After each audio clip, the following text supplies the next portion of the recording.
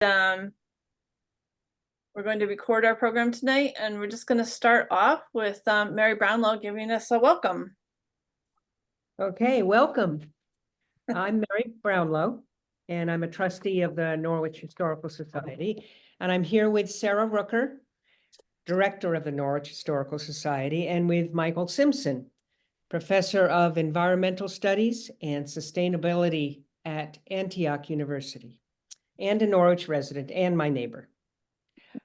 Our mission here is to cultivate a vibrant sense of place and community through discovering, preserving, and sharing the history of Norwich. Discover Norwich was begun during COVID as a way to connect us all to our neighbors and our community. Tonight is our final Discover Norwich talk for this year. While the programs have featured a wide range of topics, from tonight's talk about flooding and climate change, to talks on caring for the trees on our land, history informs it all. For most of the talks, we have also partnered with other Norwich organizations and businesses, so you get the chance to connect to a variety of other groups as well. This program is a fundraiser for the Norwich Historical Society, and as part of our new strategic plan, we are embarking on a new energy efficiency initiative, and your donations support this work. So a heartfelt thank you to everyone who donated. Thank you. Thanks, Mary. So the way that the evening's program is going to work is I'm going to start off with some history and show you some photographs of Norwich in the past, of how our rivers have worked, how we've worked with our rivers, what's happened with flooding through time, and then we'll be turning it over to Michael. So I'm going to share my screen and show you some photos.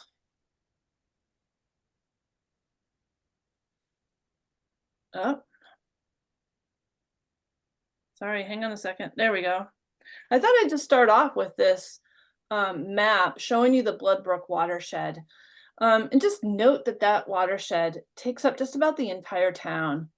And remind ourselves that our actions upstream certainly impact many of us downstream. And the downstream impacts are compounded as the brook approaches the Connecticut. But it's not just our actions, but it's actions in the past that impact how rivers respond to events today. So here's a picture of Bloodbrook with a covered bridge, which I think is just a really wonderful shot of the bridge from below. And like the Pompanusic, Bloodbrook was once the site of many mills. The first grist mill in town was located closer to the confluence with the Connecticut River, but a cluster of mills, including a sawmill, which I think you can see with my mouse is right here, a sawmill, a brickyard, a fulling mill, and tanneries were located along the brook near today's Elm Street. Great freshets, as they were called, carried the mills away several times. The first grist mill was established as early as 1770. These early grist mills were also washed away. They were really important because there was a need to grind grain for the early settlers. And before the first grist mill was constructed in Norwich, settlers had to canoe their corn down to the nearest grist mill, which was in Charlestown. So here's the mill in its 1920s iteration, and I cropped it and zoomed in the top right, so you could kind of get a look at how it worked. And what you see is the brook running along here, this white part on the left, and then you'll see running along the edge of the mill, the flume or the chute where the water would go down in to power the mill. You also see at the bottom the floodplain that absorbs and slows rising waters. But you also see along the bottom here some straightening and of that embankment. And all of that along with the dam above the mill, impacts waters above the dam and increases the velocity of the water below.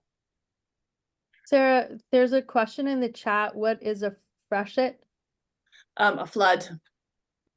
That's a 19th century term for flood, a freshet. Here is Blood Brook in 1973, when 5 to 8 inches of water fell in July. And the school of thought at the time was to get bulldozers down into the streams to clean them out and straighten them. And bulldozing the stream channels after this flood has resulted in increased erosion and greater velocity today. So look at the hills in this photograph. Before the Civil War, many Norwich farmers were in the business of raising sheep and producing wool for the market. In 1850, 183 of the 250 farmers in town owned approximately 10,000 sheep. That's down from the 13,400 sheep counted in 1840. The largest sheep farmers in town included Jonas Hazen, who had 550 sheep, and William Loveland, who had 325. Once the sheep left Vermont, the land began returning to its natural forested state. However, the damage done by sheep was vast. Sheep are hard on the land and rip plants out by the roots. This leaves areas of barren ground which are susceptible to wind and water erosion. Our hills eroded and washed into rivers and streams, and much of the sediment you see today in our streams comes from this era. By the end of the sheep boom, Vermont was less than 20% forested, and today Vermont is about 80% forested. So take a look at the river valley in this photo. The Pompanousek River begins in Vershire, travels down through West Fairleigh, Thetford to this corner of Norwich before emptying into the Connecticut. And since early settlement, the river powered a variety of mills, turning out lumber, grain, linseed oil, and shingles. So here's a map of Union Village in 1858. And if you look along the river, you'll see there's a sawmill, and then there's a grist mill, and underneath that's a little square where there's a woolen factory. The mills were below the bridge and along the river edge. If you look at the photo, you can see they're down low. And the village houses are spaced out on higher ground along the street. And the dam was above the covered bridge that you go over today in Union Village. And the water was led to the mills in a long wooden flume, like the one you saw in the picture of the grist mill. In 1869, a catastrophic flood basically washed away, swept away the bridge and the dam, the woolen mill, and the smaller mills. In all, between 60 and 75 people had been working in the mills at the time, and they never were replaced, and Union Village began a gradual decline after that flood.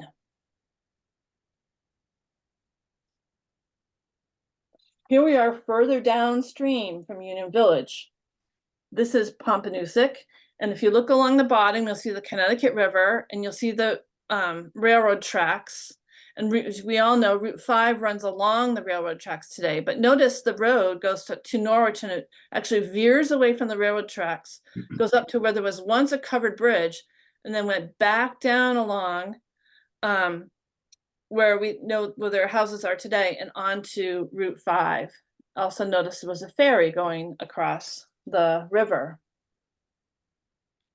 Route 5 was relocated after the flood of 1936. And just to give you a picture, here's the ferry crossing. You can see the ropes attached, or the cables attached from the ferry to the cable that went across the river to pull it across. Upstream from the confluence of the Connecticut River is the site of the Patterson Chair Factory. You can see the remains of the dam and the infrastructure if you canoe up toward where the bridge crosses over 132.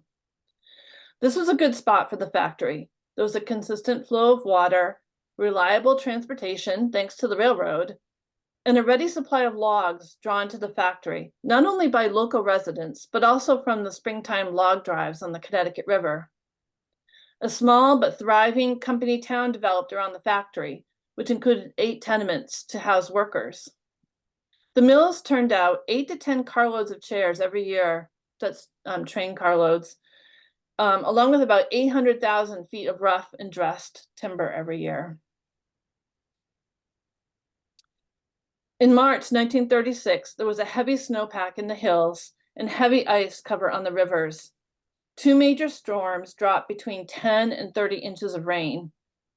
Flooding was bad in Norwich, but incredibly devastating downstream, destroying many Massachusetts and Connecticut towns. The disaster prompted Congress to act, and 3 months after the flood, Roosevelt signed the Flood Control Act of 1936. And between 1941 and 1961, the Army Corps constructed 7 flood control dams with the capacity to control a portion of the runoff from the upper Connecticut River watershed. So the Union Village Dam and the North Heartland Dam are 2 of those dams that were built after this flood in 1936. And here you can see all the wood that from Pattersonville that just came down the river and got caught on that bridge. Here's the Pompanusick Schoolhouse in the 1936 flood. The Connecticut River is running along up here, and you can see the houses along the railroad tracks. Here's Kendall Station in that flood as well.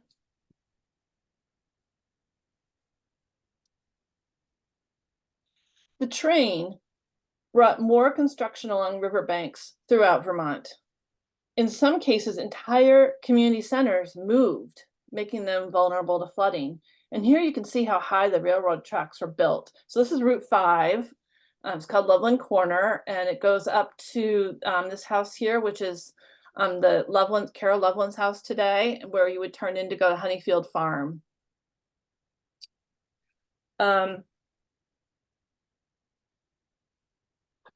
So the train brought more construction. And Lewiston is an example of one of the railroad villages that developed close to the river. Here you can see the train coming along with its steam coming out the top there. And the train station was originally called the Hanover Norwich Stop. It was built in 1884. And in 1898, a post office was built in Lewiston, and the mail arrived by train twice a day. Here's a view looking down to Lewiston from Hanover.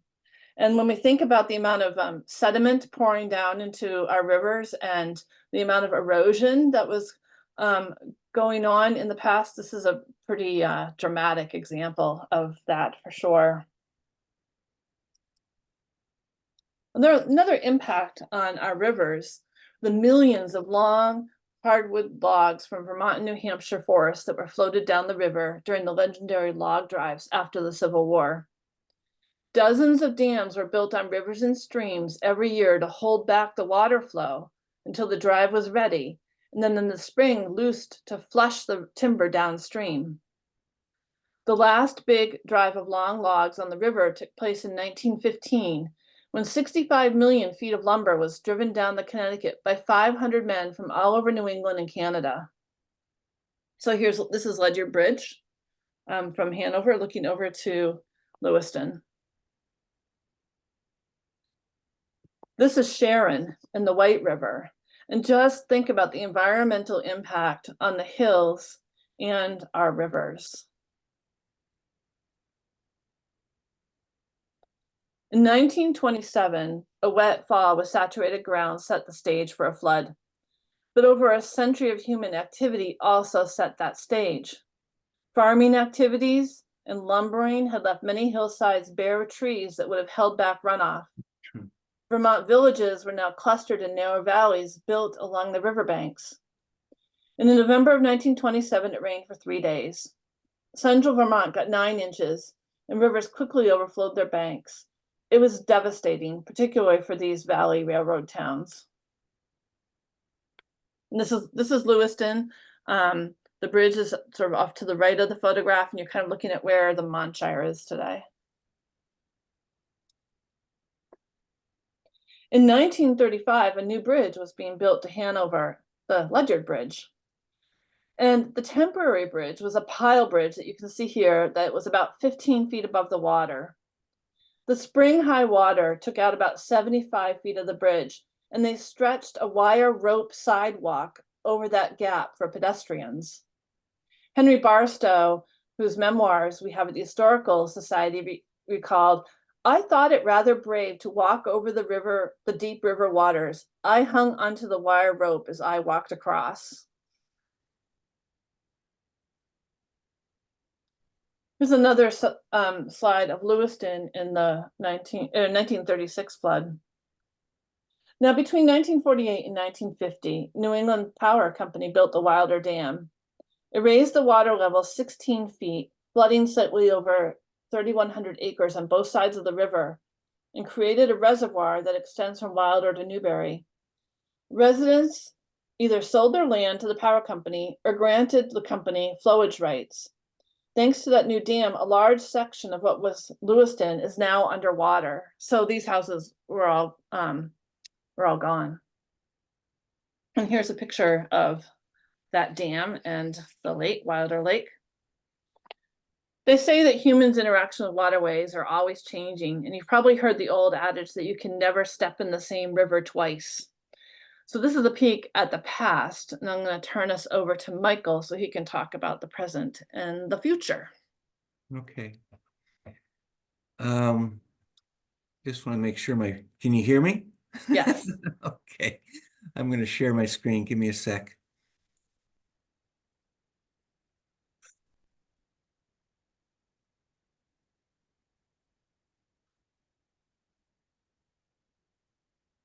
So I really do want to talk about, a changing landscape in the context of a changing climate. And I want to thank Sarah for me. It was a very informative, for me, it was very informative about the history that we all share. She raised a number of points I will add to. In comparison, I hope my presentation as a researcher and academic is not too boring.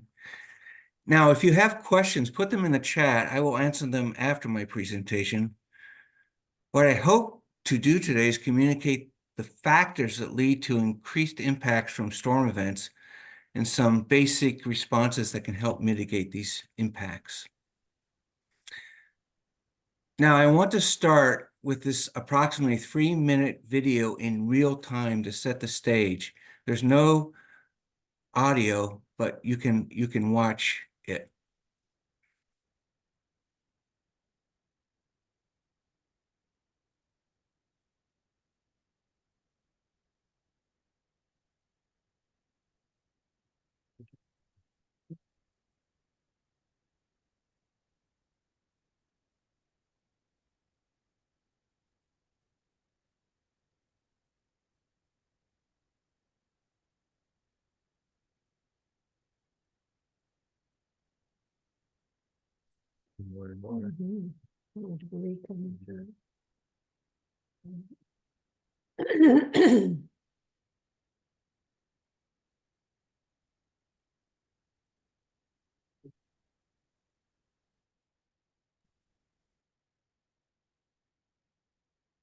And again, this is in real time.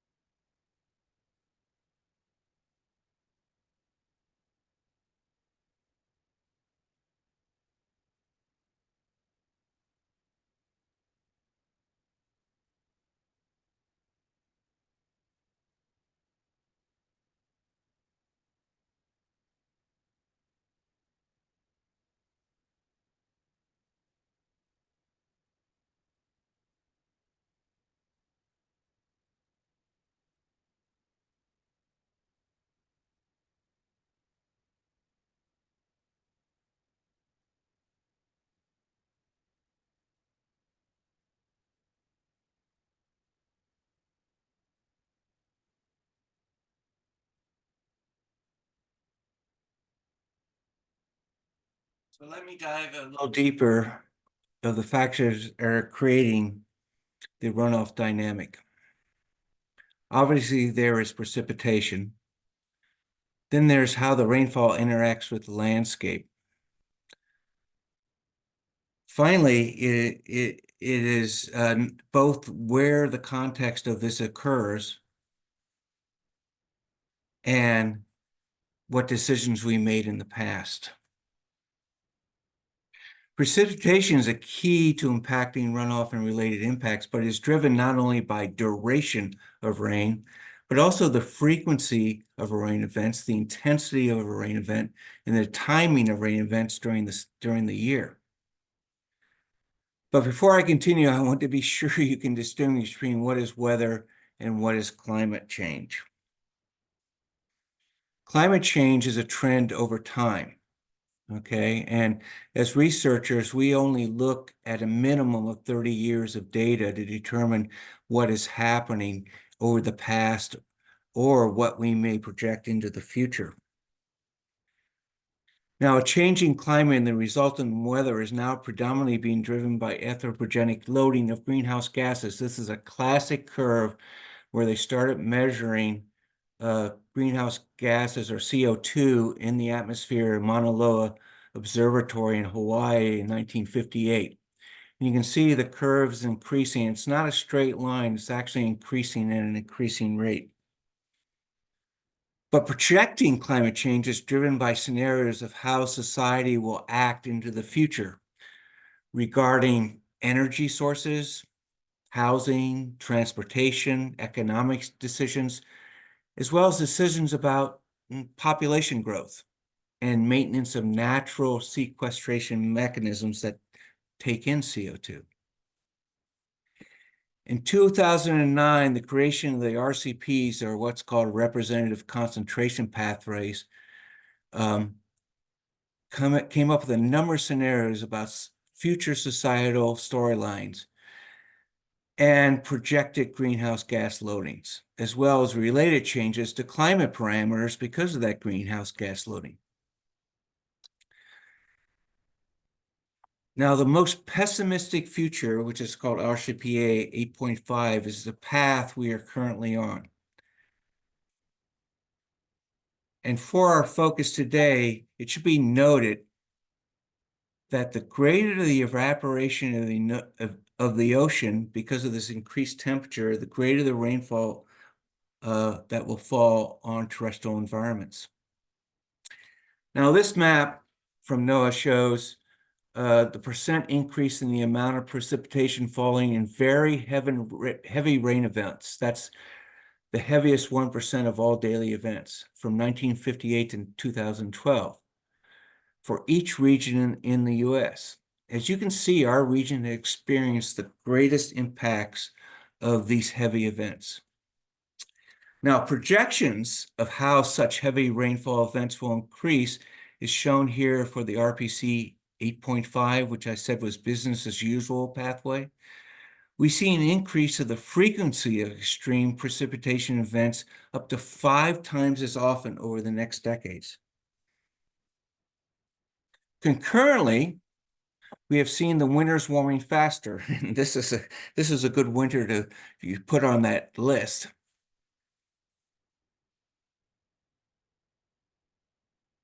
And so winter's warming faster. So what that means is things like, this is an interesting graph. The y-axis are Julian days. So January 1st is 1, okay? And December 31st is 365. What this graph is showing for a number of rivers in New England, that we're seeing the date in which 50%, which is called the center of runoff volume dates, when we see the date when 50% of the watershed's runoff for that year is occurring earlier and earlier in the year. So less snow and more rain on frozen ground is what we're seeing. And this is associated with less rain on snow events. But we're getting rain on frozen ground events, which is like rain on pavement as far as runoff. An example of what one saw rain on frozen ground was in basically Keene, New Hampshire in 2005. But we also saw an example of this in eastern New Hampshire in 2006, where actually what was called the early Mother's Day flood basically was all the ground in the woods was frozen in the rain, and it basically changed the channel of the whole Suncook River because of that. I've always wondered what landowners are doing that basically said their property line went to the river. A similar dynamic occurred around New London and Sunapee region in 2007 of rain on frozen ground. Now let's move to the natural landscape. What is clear in New England is that the population is increasing in peri-urban areas, which result in an increase of impermeable surfaces and loss of vegetation overstories, both which mitigate runoff amounts, which Sarah referred to. The impact of development on the watershed is twofold. There is much more runoff coming down the watershed in a shorter amount of time. That is, they become more flashy watersheds. And in addition, there's a decrease in water infiltration to resupply groundwater, part of which ensures minimal flows in streams during the warmest summer months. And realize, this is research done by a colleague of mine, realize there's not a one-to-one relationship between population growth and growth of impermeable surfaces. And this will only become more acute in the near-term future in our region, because we will be receiver towns as a result of projected significant increase in climate migrants into our region, not only because of sea level rise, but because of loss of water in the West and wildfire associations. For Keene, the amount of flooding in the 2005 storm was greatly exacerbated by the increase in permeability and infilling of the city's open lands with development. And Keene was built in a lake bottom, so it just made things worse.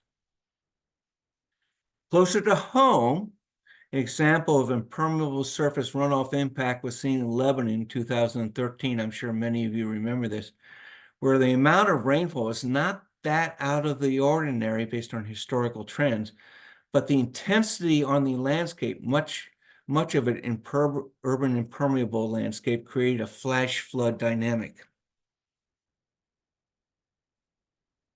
Obviously, where a community is situated contributes to the potential risk of costly and even deadly impacts.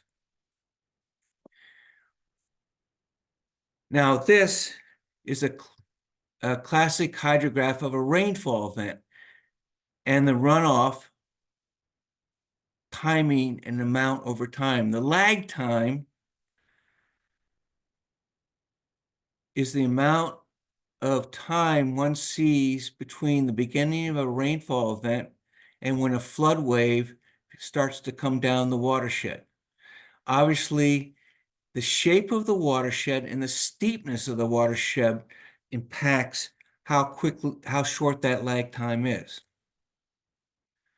Now, a watershed that is shaped more in a nonlinear fashion allows water to flow downhill and meet together to create a large flood wave.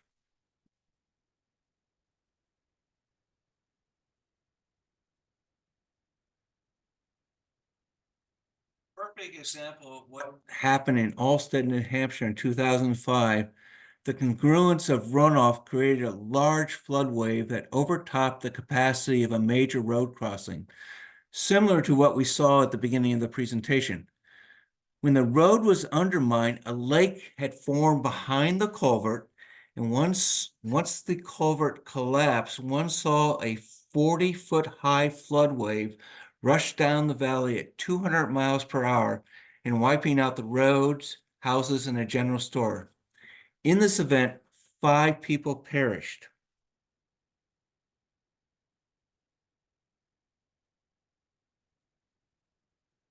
I will talk about the 5th driver of what we are experiencing from the impacts of runoff, And these are engineering designs that have been put in place based on the old normal. But before I do that, I need to be sure one understands the nomenclature one often hears in relationship to storm or flood events and infrastructure design parameters. Most people have heard about the 100-year storm.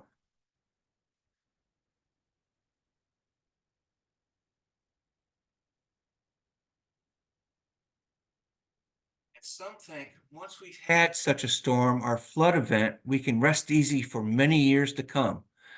But what a 100-year storm actually means is that there is a 1% chance for a certain amount of rainfall to fall over a set time period. And this is a probability. And it's like flipping a coin with probability. You can have heads in one time and even have heads again and again. Alternatively, the 100-year storm event is the amount of rain runoff that occurs 1%, but a 1-year storm event occurs 100% every year. So the amount of rain here in our neck of the woods is about 1.8 inches for a 24-hour, 25-year storm is 1.8 inches. That basically occurs every year. The probability is 100%, okay? And it's actually that amount of rainfall that carves our landscape. And what you see outside is the topography. Alternatively, the 100-year storm or flood event is the amount of rain and runoff that occurs with a 1% chance in any one year. And right now, based on historical numbers, that's about 5 inches in 24 hours. But for our discussion today is the 25-year, 24-hour storm event, which is a 4% chance to occur in any one year.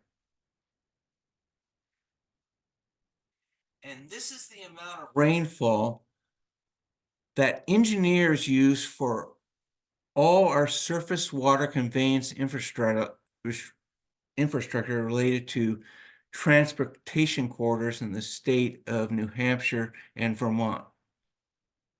So we're talking about, they've designed this for 4.2 inches in a 24-hour period. Now, we did a 2-year study in the Sunapee watershed basin looking at the adequacy of road crossings over streams. We looked at the 5 communities' master plans and zoning regulations, which were developed by political decisions by the population. And then, based on what they said, we projected based on what the future landscape would look like around 2050. So we basically built out the landscape based on what their zoning said was going to happen in the future.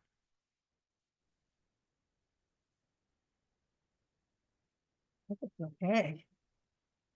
And what we did is we basically looked at what a typical lot looked like for any zoning system, and looked at the amount of pervious surface, the amount of lawn, amount of forest, amount of semi-pervious surface, and applied that to the land use planning zone. And from that, we determined what the runoff potential was for different parts of the landscape around Sunapee based on the town's zoning. So we basically looked at the recent conditions, and the red basically are showing that even now, there are micro watersheds that are at risk of flooding. Then we added what would happen with the build-out analysis, and we actually added a third one, what would happen with more extreme rainfall events into the future. And what was interesting for this study, these towns, we found that, at the high end, for New London, for example, 23% of the road crossing culverts were already undersized, and that's not because of climate change, but because these systems had been already built out. You'll notice down here in Stratham, which is a much more built out watershed in eastern New Hampshire, in the Winnicott River Basin, that 46% of their infrastructure was already undersized based on growth of the population. Now, this is an interesting graph, and I'll try not to be too technical, but over here on the y-axis is the amount of precipitation, and down here are those storm events. This is the 1-year storm event right here, which is 100% chance of occurring in any 1 year. This is the 100-year storm event over here, which means there's a 1% chance of that amount of rainfall occurring. So this bottom graph is the historical data. So we're looking at a 100-year storm event here is approximately 5 inches based on historical data. Now, this is our projection on our research mid-century of basically what will happen. So the 100-year storm event, which is now around 5 inches, will become around 8.25 inches based on our projections by mid-century. Now, this is really important because infrastructure, when they put it in, has a lifetime, and I can promise you culverts have a lifetime from anywhere from 30 to 50 years, and no one's going to pull those things up and replace them, okay, because they're already in place. But they were designed on a 25-year, 24-hour storm event. So the 25-year, 24-hour storm event currently is around 4.1.2 inches. In the future, the 25-year storm event is going to be around 7 inches over that time. And right now, if you take that 7 inches currently, that is roughly the 750-year storm event that we currently have, which only has a 1.3% probability of occurring in any 1 year. Obviously, the current infrastructure is sorely undersized for future events. So what can we do? How should we think about adapting to the future?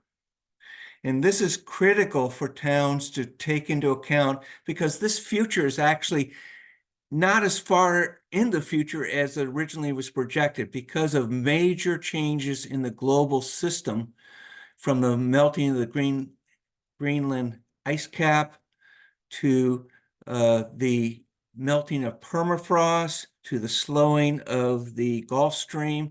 All these things are occurring at a global level. And so we need to think about how we prepare for these things, which are coming closer and closer to our present.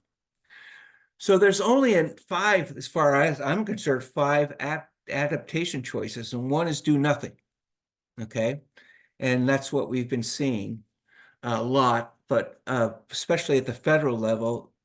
But the states are taking the lead in some regards, and I promise you, local communities and larger cities are actually out front on how to deal with this.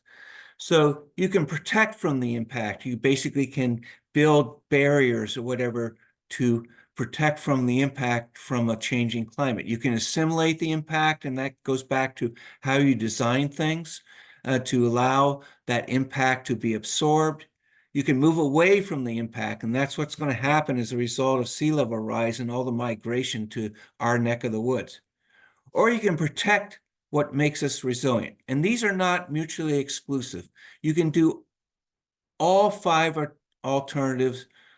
alternatives at once, okay? But I want to talk a little bit about what makes us resilient on the landscape and how do we protect that. So this is a study we did for the Oyster River watershed, which is, over on the east side of the coast. Durham, New Hampshire, where UNH is in this watershed. So one of the things we wanted to do is maintain vegetation cover. And so we looked at where the vegetation cover was, and then we looked at also where the best soils were for infiltrating water.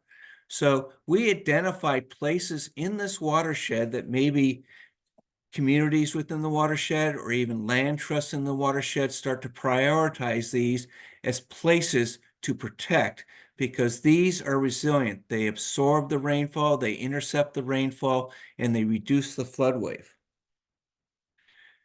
And then we added on top of that steep slopes, because obviously the steeper the slope, the more flashier the flood.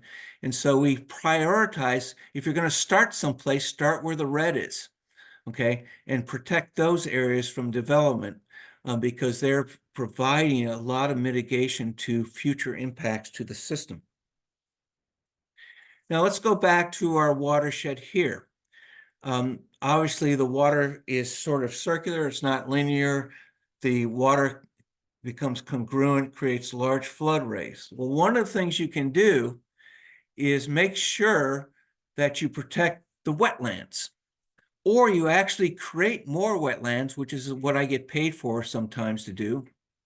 And what that does is wetlands are like a big sponge. They absorb water and they release it slowly.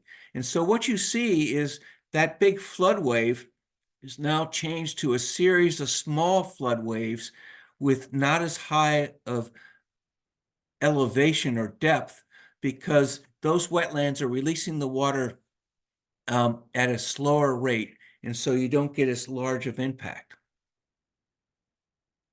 Now, another thing we should think about in our community is how we deal with planning. So this graph is on the y-axis is the size of the impact, and the x-axis is time into the future. So this is an optimistic future, and this is a pessimistic future. And I call the pessimistic future as business as usual because we're on this track. But if you really look at the data and look at the curves that many of us have seen, this climate-related models show an exponential rather than a linear trend. That means it's increasing at an increasing rate, the potential for impacts. But myself and some colleagues of mine at UNH and at the University of Virginia feel that this is not the reality. The reality is that you're going to see a series of rapid changes that occur after global natural tipping points are crossed. Thus, we may think about what we call adaptive planning, where you monitor and you plan. But the planning horizon needs to be shortened and the monitoring needs to be continuous, because these changes, the risers on this staircase, occur very quickly. And these abrupt climate changes, which were not projected when we started monitoring these stuff in the middle 90s, these abrupt climate changes are even surprising the best scientists in the world. So what you need is to have a system of adaptive planning where you're continually monitoring and planning. And so as a community, even little Norwich with Blood Brook, this is really important for us to do. So Sarah, I'll stop there and I'll stop sharing.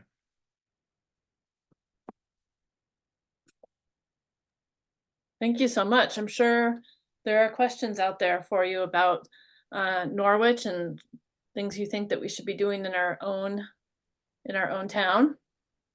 And so we'll open it up to the chat to see what people might have to ask us all.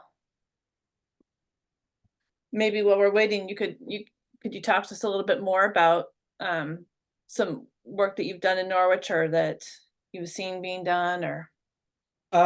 There was a microburst that occurred. I actually was on my porch looking over Hanover, and there was this. It was ugly. It was this big black cloud over Hanover, and I could see it coming towards us, and then it hit us, and so I went up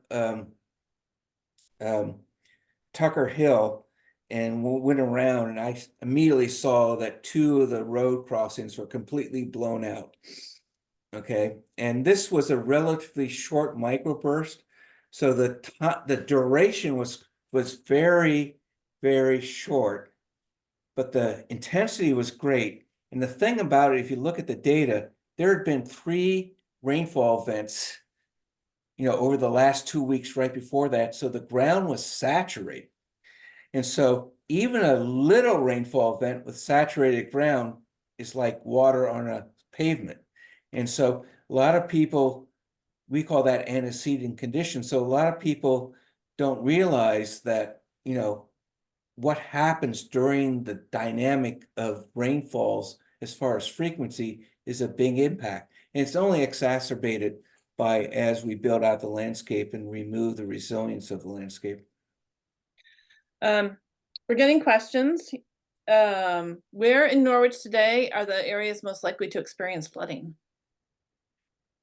I would, if you're going up to the fire tower and basically that road there, that road was blown out, okay, during Irene. But I've seen a tremendous amount of improvements of housing and new houses along that road coming down from the fire tower, and they're building in a dynamic, a topographical dynamic that invariably there's going to be major impact along that road and the properties that are right along the stream, and that basically have filled the sort of the floodplain that would reduce or mitigate that impact. So that's my biggest fear of, you're going up, Turnpike, and then, you keep going up where a road turns to dirt. That area is at the highest risk, I think, in Norwich. One link I'm going to put into the chat is the Vermont Ready Flood Atlas, which you can zoom right into Norwich too and see some of the projected flood areas. Let's see, was the planting work done on the Charles Brook above the old pool a few years ago helpful? We will see, the dam that's further up, that it basically, the old dam that had been breached. That has an amazing wetland behind it. And that's probably doing more to mitigate the system's impacts. The dam was doing a good job, but the dam can be overtopped, especially with what we're calling projected future. What our research shows in this neck of the woods, that the worst case scenario for the future is about 13.5 inches in 24 hours. We've seen that twice already. We saw it in Keene in 2005 as 13.5 inches in 24 hours, and we saw it in Mendon, Vermont during Irene. Okay, and so that doesn't mean that that's climate change, but what that showed us is that amount of water meeting our infrastructure and our watersheds. This is what we see as the amount of destruction. Okay, so it's not saying that's climate change, those are weather events, but it does show what will be based on our projections of what future extreme storm events will be. Dan Gottlieb wants to know, is FEMA paying for upgrades after disasters that are based on the new realities? Have the professional societies, civil engineers updated design requirements? The Stafford Act, which is basically drives what FEMA does, right now, you have to replace in kind. So if you blew out a culvert that's 18 inches, you have to replace in kind, okay? Which is stupid, but that's the way it is. And also, we did a number of economic analysis in Keene in our original research was we were trying to do a proof of concept. And there's this Warren Brook watershed we projected that upgrading it to meet the worst case scenario would have cost us maybe $45,000 to $50,000. It was a bridge abutment. It wasn't a culvert, it was a bridge abutment. And then the 2005 event occurred right after our original research, and that system blew out. It looked just like that, that video I showed at the beginning. And the related damage was over $100,000, okay? And FEMA did pay, they gave the city $28,000 for that impact. So FEMA does provide funds if the towns are registered as a FEMA community, but they'll give 25 cents on the dollar. Let's see. I've heard that dams are not helpful to wildlife, and to the big picture, how does that tie to flood control dams? There's two types of flood control dams. One are I think most of the people are thinking about the old mill dams that are being, taken out, okay, which basically restores continuity of migration, especially of aquatic species and also wildlife species that come up the riparian corridor. But there are two type of major dams. One's is a Army Corps dam, which is a flood control dam. It's huge, okay? The problem with Army Corps dams is they're multi-use, okay? So they not only do they protect floods, but they do it for recreation. They like to keep the water up. People can camp, they can boat. That really caused a big problem in Keene in 2005 because there's 3 Army Corps dams that protect the center of Keene, but they were filled with water because for recreation. And so they were all overtopping at the time. And the Army Corps administrators at each of the dam were saying, I'm opening my gates now. The flood wave's coming down. Don't open yours. And then the next one goes, okay, I'm right behind you. But the problem is, they didn't want their dams to blow out and get undercut by the flood waves. And so the issue of multi-use of Army Corps dams is important. But there's another type of dam, and these are what we call dry basin dams that the NRCS used to be called the Soil Conservation Service. It's now called the Natural Resource Conservation Service. These are high elevation dams that are normally dry, okay? And they're like wetlands. They basically fill up when there's a major storm event, and then the water is released slowly. And so they're placed around the upper watershed to create desynchrony of the flood wave. So you get these little humps of floods as opposed to one big flood. So the one thing I will add is culverts and road crossings were never designed to be dams, but they do act as dams until a point that when they fail, it's very destructive. Let's see, maybe one more question for tonight. This one actually takes us out of Norwich. With all the flooding challenges in front of us, is there an equal and difficult desertification problems in our future? Yeah, I mean, when I look at the curves, I was just talking about extreme storm events. So all our statistics, and you get a bell-shaped curve. I'm looking at the tail where extreme events are. At the same time, other research, we're looking at the other end of the curve where extreme heat occurs. And I can tell you that if you want to look at where migration is going to occur, we're already seeing it. You just heard about the wildfires in the Panhandle of Texas. These people are moving. We just did a stakeholder capacity building exercise in the Upper Valley, the Center for Climate Preparedness and Community Resilience at Antioch, and we had a lot of focus groups who we were going to say they're going to be receiver towns. For the migration. And then we had other researchers down along the coast, all the way from Maine, all the way down to Rhode Island, that said, projecting, saying this amount of property is going to go, these people have to go someplace. And so we had both sides, what we call the donor towns and the receiver towns. And we were looking at, are the receiver towns ready? Do they have the infrastructure? Do they have schools? Do they have wastewater treatment facilities? Are they ready for diversity? Because you're going to see a lot of different people moving up here. And it was very telling that no, the Upper Valley is not ready for what's going to happen as far as migration of population into this region. So who in the Upper Valley is working on this? So if someone on this here wants to get involved, who do they call to get involved? Upper Valley, Lake Sunapee Regional Planning Association, the Two Rivers Regional Planning Association in Vermont. Actually, the planning department in Lebanon is doing a lot of very interesting things that it would be good to. And there's a Upper Valley Adaptation Work Group, okay, that I helped start, that is overseen right now by Eric Osterberg, who's a professor at Dartmouth, and Alex Jacossi, who is at Hypertherm.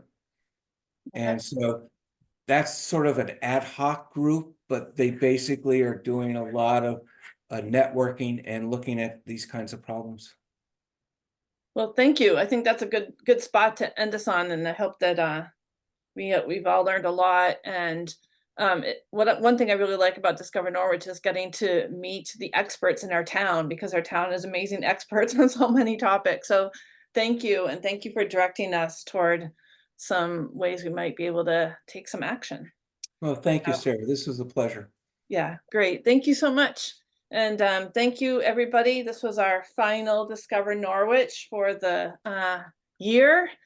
And we will definitely be back next year. If you have ideas for topics that you would like to have us think about, please be in touch and let us know, because it's always fun to develop topics that are of interest to people in the community.